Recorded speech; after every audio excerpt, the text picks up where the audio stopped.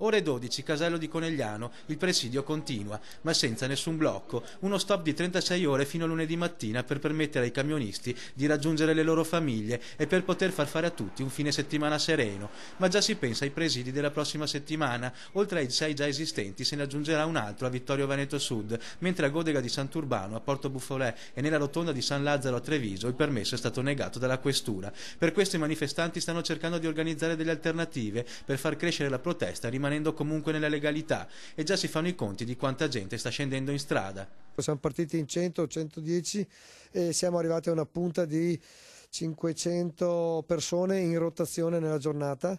Adesso molte sono andate via perché sono passate negli altri presidi, ma comunque c'è afflusso e io sono contento che si aprano nuovi presidi per poter scaricare l'eccesso di persone che abbiamo qua e si rinforzino quelli che partono fra poco. Il parroco di San Vendemiano domani mattina darà una benedizione ai ragazzi presenti al presidio perché festeggino la domenica e il programma per i prossimi giorni è molto fitto. Domani prima di mezzogiorno alle 11 abbiamo un corpo di ballo di 70 persone che non so dove le metteremo, forse in mezzo all'asfalto. Il pomeriggio ci sono dei ragazzi che suonano la chitarra, adesso mi è stato proposto uno spettacolo di fuochi per lunedì o martedì di sera.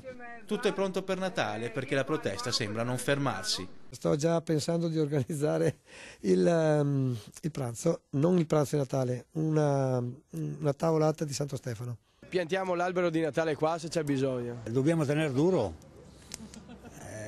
vai chi si ferma. Tutti dovrebbero partecipare, capito? Anche pensionati come me.